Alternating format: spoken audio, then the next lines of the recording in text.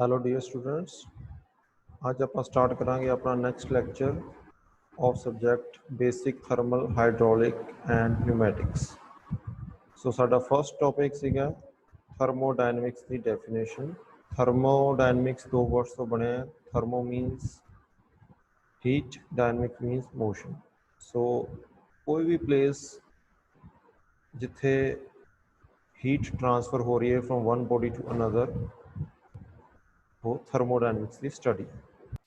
सो next आप study किया सीगा what is system, surrounding and boundary. System की एक स्पैसिफिक डेफिनेट एरिया जिथे आप थर्मोडायनेमिक्स प्रोसैस की स्टडी कर रहे हैं या थर्मोडायनेमिक प्रोसैस उत्ते हो रहा है, वो सिस्टम है। बाउंड्री की है जो उसनों सराउंडिंग्स तो अलग कर रही है। सराउंडिंग्स जो भी सिस्टम के आस पास जिन्ना भी एरिया वो सारी सराउंडिंग है। सिस्टम सराउंडिंग्स तो एक डिफरेंशिएट कर रही है एक चीज़, वो है बाउंड्री। सो ये बाउंड्री रियल भी हो सकती है, इमेजिनरी भी हो सकती है। सो नैक्सट आप टाइप्स ऑफ सिस्टम। सिस्टम किन्ने तरह के ने, close system, open system and isolated system. Close system किहड़ा हुंदा है जिहदे विच मास ट्रांसफर नहीं हो सकता लेकिन एनर्जी ट्रांसफर हो सकती है फ्रॉम सिस्टम टू सराउंडिंग। इसी तरह ओपन सिस्टम जिहदे विच both mass and energy transfer हो सकती है from system to surrounding. And last सीगा आइसोलेटेड सिस्टम। एक इस तरह का सिस्टम है जिहदे विच ना ही एनर्जी अते ना ही मास ट्रांसफर हो सकता है फ्रॉम सिस्टम जिहदी आपां स्टडी करते पे हैं टू सराउंडिंग, चाहे विच बाउंड्री होवे चाहे ना होवे। एक ऐसा सिस्टम है जिहदे विच neither mass nor energy can transfer from system to surrounding. So ये आपां तीन तरह के सिस्टम्स कीते सीगे। उस तो बाद आपां नैक्सट टॉपिक कीता सीगा properties of system. Properties of system की होंदियां ने, every system has certain characteristics by which it's physical condition may be describe. किसी भी सिस्टम की जदों आपां फिजिकल कंडीशन डिस्क्राइब करना होए वो प्रॉपर्टी है। For example volume, temperature, pressure etcetera, ये सारियां एक सिस्टम दियां प्रॉपर्टीज ने। दो तरह दी प्रॉपर्टीज होंदियां ने। First is intensive properties, second is extensive properties. Intensive properties किहड़ियां होंदियां ने जो इंडिपेंडेंट ऑफ मास ने, जिहड़ियां मास के उपर बिल्कुल डिपेंड नहीं करदियां किसी भी सिस्टम के, वो सारियां इंडिपेंडेंट प्रॉपर्टीज ने। फॉर एग्जाम्पल प्रैशर, टैंपरेचर एक्सैक्ट्रा, यदि मैं एग्जाम्पल दी सी। अगर एक आप लो आयरन की बार को हीट अप करते हैं, फॉर एग्जाम्पल 100 डिग्री तक एक आयरन के पीस को हीट करते हैं, उस तो बाद असीं उन्होंने दो पार्ट्स के विच डिवाइड कर देंगे हैं।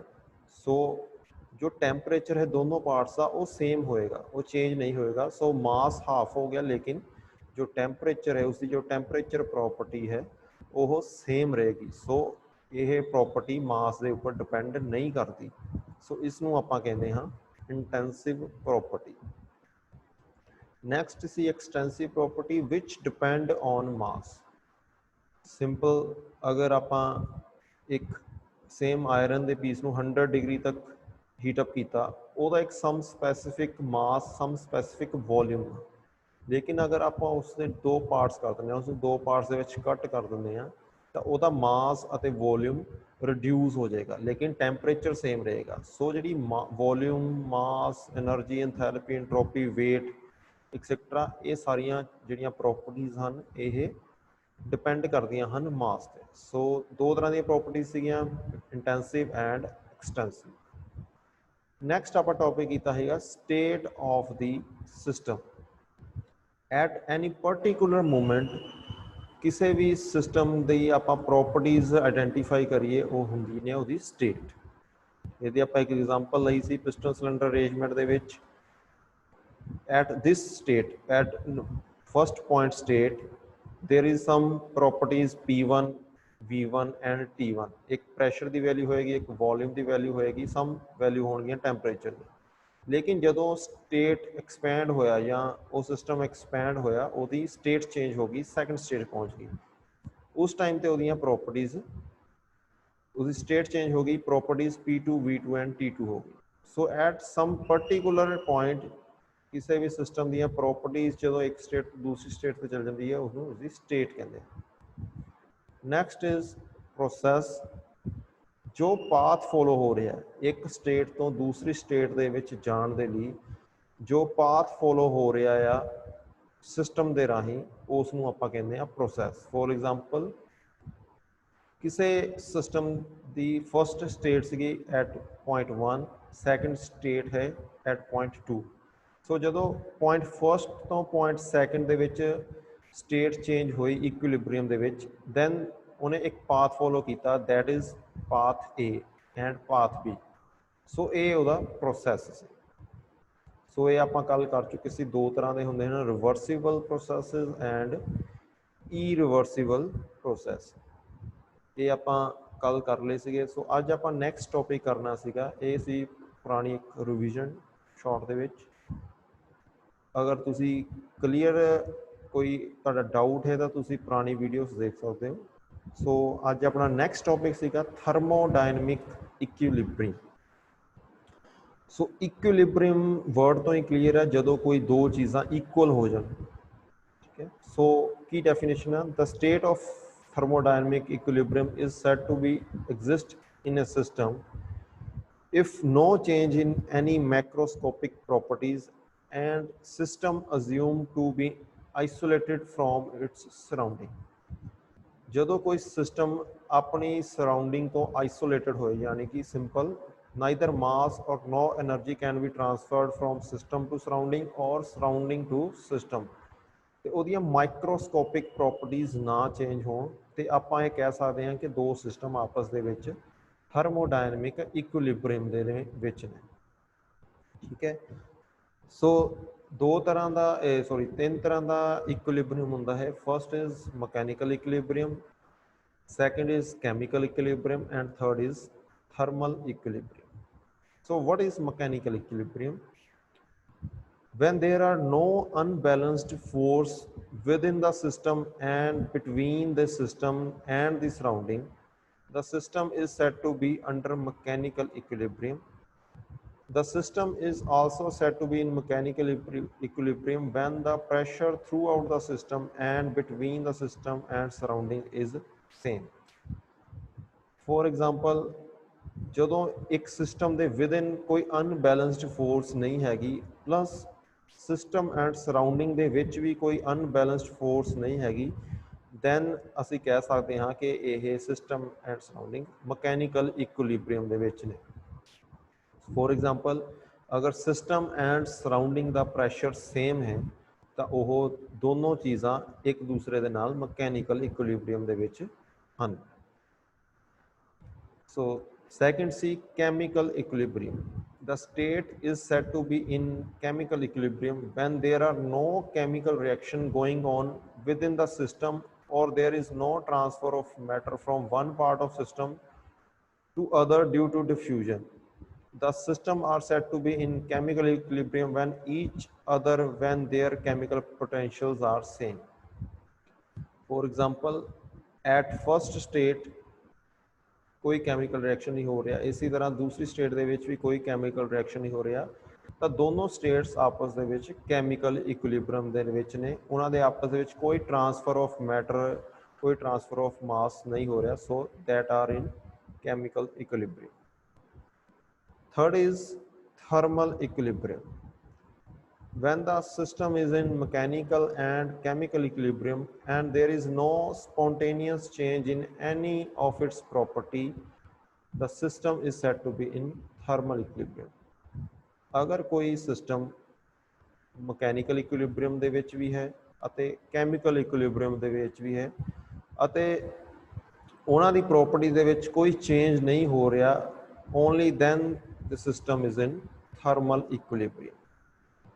When the temperature of the system is uniform and not changing throughout the system and also in the surrounding, the system is said to be in thermal equilibrium.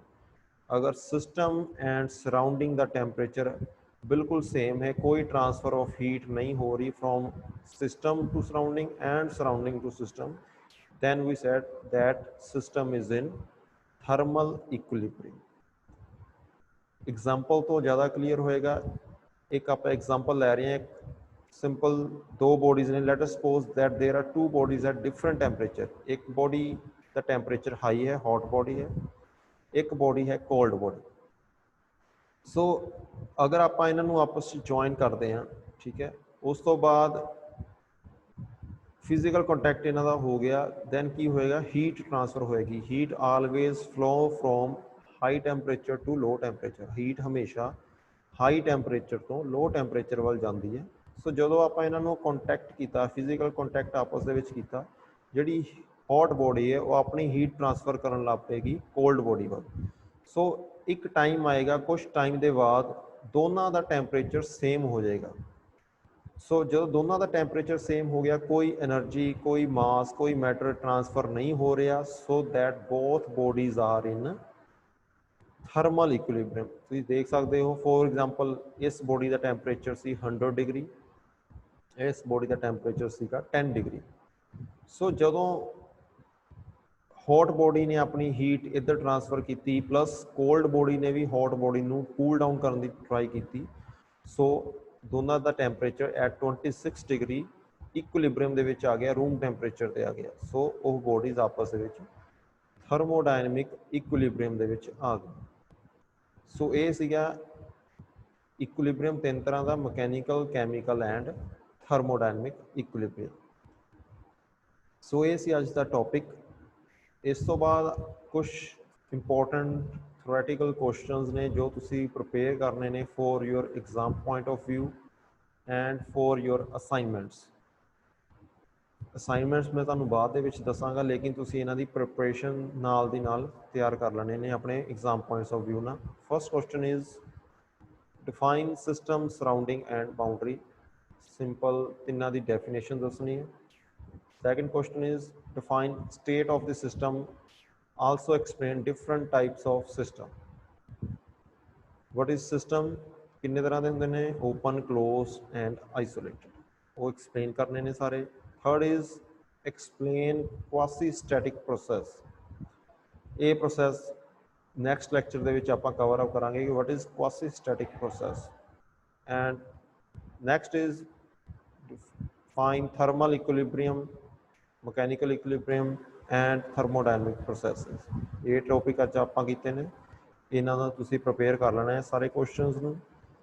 ਤੇ ਨੈਕਸਟ ਲੈਕਚਰ ਦੇ ਵਿੱਚ ਆਪਾਂ ਤਿਆਰ ਕਰਾਂਗੇ what is ਕੁਆਸੀ static process, ਕੀ ਹੁੰਦਾ ਹੈ, ਇਹਦੇ ਕੀ ਕੀ fundamentals ਨੇ, ਇਹ ਆਪਾਂ ਸਾਰੇ ਨੈਕਸਟ ਲੈਕਚਰ ਦੇ ਵਿੱਚ ਪ੍ਰਿਪੇਅਰ ਕਰਾਂਗੇ। Thank you.